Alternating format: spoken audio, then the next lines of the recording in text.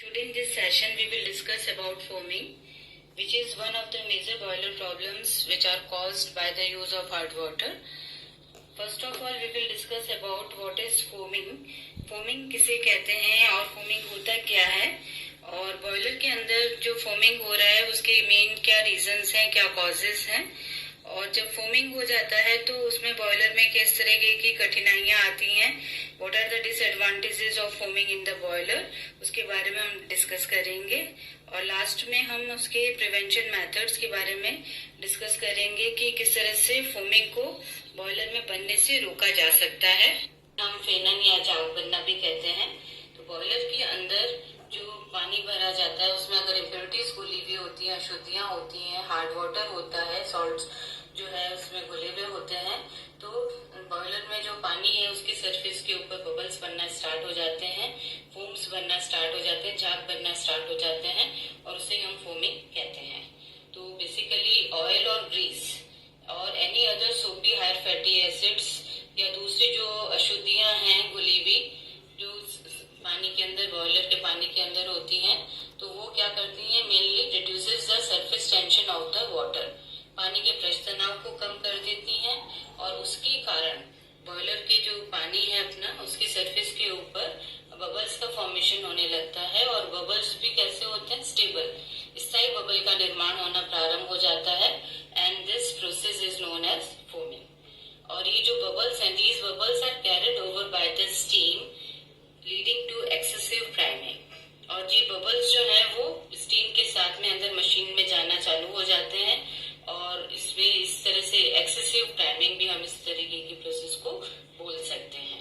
और कभी कभी क्या होता है कि ये बबल जो है वो बर्स्ट अप हो जाते हैं, फूट जाते हैं, और फूटने के साथ में क्या होता है, droplet of water, liquid water are carried along with the steam, जो पानी के छोटे छोटे कण होते हैं वो भी स्टीम के साथ में अंदर की तरफ मशीन में जाना प्रारंभ हो जाते हैं। तो इस तरह से फोमिंग क्या होता है ये अभी हमने पढ़ा है। Now what are the causes of foaming, foaming होने के क्या कारण है उसके बारे में हम स्टडी करेंगे। First of all presence of oil and grease, अगर पानी के अंदर जो बॉयलर में हम पानी डाल रहे हैं फॉर स्टीम प्रोडक्शन, अगर उसके अंदर ऑयल और ग्रीस घुला हुआ है तो वहां पे फोमिंग की प्रक्रिया चालू हो जाती है, फोमिंग झाग बनना प्रारंभ हो जाता है। Then presence of finely divided sludge particles, अगर स्लग बनाने के जो छोटे छोटे जो सॉल्ट्स होते हैं, अगर वो फाइनली छोटे छोटे पार्टिकल्स होते हैं वहां पे स्लग वाले अगर हैं तो वो भी झाग बनाने का कार्य करते हैं। प्रेजेंस ऑफ सोल्यूबल इम्प्योरिटीज, कुछ ऐसी अशुद्धियां, घुली हुई अशुद्धियां लाइक एल्कली मेटल सॉल्ट्स, अगर एल्कली मेटल सॉल्ट्स वाले भी अगर अशुद्धियां हैं तो वो भी फोमिंग करने का कार्य करती हैं। इसके अलावा अगर जैसे सोप का फॉर्मेशन हो गया, ऑयल प्रेजेंट है और एल्कली भी प्रेजेंट है, तो oil and alkali react to form the soap, साबुन बना देंगे, which lowers the surface tension of the water, जो पानी के पृष्ठ तनाव को कम कर देते हैं, एंड दस increasing the foaming tendency of the water, जो बॉयलर का पानी है उसकी फोमिंग टेंडेंसी को इस तरह से बढ़ा देते हैं, formation of soap due to presence of oil and alkali. ये सब कॉजेज से अब हम पढ़ेंगे disadvantages of the foaming, foaming बनने से क्या डिसएडवांटेज होते हैं हमारे, क्या इसके हार्मफुल इफेक्ट्स हैं उसके बारे में हम स्टडी करेंगे। Actual height of the water column can not B जज, पानी का एक्चुअल में बॉयलर में कितनी हाइट पे, कितने लेवल पे पानी है उसके बारे में हम जज नहीं कर पाएंगे, प्रॉपरली जज नहीं हो पाता है, तो इसकी हाइट के बारे में, पानी की हाइट के बारे में हमें पता नहीं चलता due to formation of foaming या bubbles. Next one is boiler pressure can not be maintain, bubbles बनने के कारण बॉयलर का जो प्रेशर है उसको भी हम प्रॉपरली मेंटेन नहीं कर पाते हैं। नेक्स्ट है dissolve salt in the water carried by the wet steam में damage turbine blades and machinery parts, तो जब अपने स्टीम जो प्रोडक्शन हो रहा है तो स्टीम के साथ में छोटे छोटे वाटर ड्रॉपलेट्स, जिसको हमने कहा था वेट स्टीम, तो वेट स्टीम के साथ साथ में कुछ डिसॉल्व सॉल्ट्स भी चले जाते हैं टर्बाइन ब्लेड्स पे, और अपने सुपर हीटर्स पे भी जाके कलेक्ट होना स्टार्ट हो जाते हैं, और वहां पे वो स्केल का फॉर्मेशन कर लेते हैं। तो इस तरह से ये सब चीजें मिलके, बबल्स और ये वेट स्टीम मिलके वहां पे मशीनरी पार्ट्स को इस तरह से नुकसान पहुंचा सकते हैं due to formation of foaming.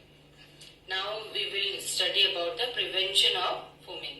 Foaming को बनने से कैसे रोका जा सकता है उसके बारे में हम स्टडी करेंगे। First of all, removing all, जितना भी ऑयल है, जितने भी इम्प्योरिटीज हैं, उनको वहां से हटा दिया जाए तो फोमिंग को हम प्रिवेंट कर सकते हैं। तो बेसिकली ऑयल को कैसे रिमूव कर सकते हैं? Removing oil from the boiler water by adding, कुछ कंपाउंड्स को ऐड करने से जो ऑयल घुला हुआ है उसको हम वहां से हटाया जा सकता है। जैसे सोडियम एल्यूमिनेट को अगर हम बॉयलर के पानी में मिला दें तो ऑयल को वहां से हम रिमूव कर सकते हैं। By addition of anti foaming chemicals, कुछ एंटी फोमिंग जो फोम्स को बनने से रोकने वाले जो ऐसे केमिकल्स हैं, अगर हम उसमें डाल दें तो फोम्स जो है वो बनेंगे ही नहीं। By addition of anti foaming chemicals like gallic acid है, टैनिक एसिड है एंड सिंथेटिक पॉलीमर्स हैं, जितने पॉलीअमाइड्स, सिंथेटिक पॉलीअमाइड्स होते हैं, अगर उनको हम डालेंगे तो वहां पे इस तरह से हम इसको रोक सकते हैं, फोमिंग होने से रोका जा सकता है। उसके बाद है removal of concentrated boiler water, जो कंसंट्रेटेड पानी हो जाता है इवोपरेशन के बाद में, जो पानी लेफ्ट ओवर होता है बॉयलर के अंदर, उसमें काफी सारे सॉल्ट्स घुले हुए रहते हैं और ऑयल्स भी घुले हुए रहते हैं, तो उसकी कंसंट्रेशन बढ़ जाती है और उस पानी को हम रिप्लेस करते रहे time to time by the fresh soften water, जो फ्रेश वाटर है और जो कि सॉफ्ट वाटर है उससे हम उसको रिप्लेस करते रहें, तो इससे भी हम फोमिंग को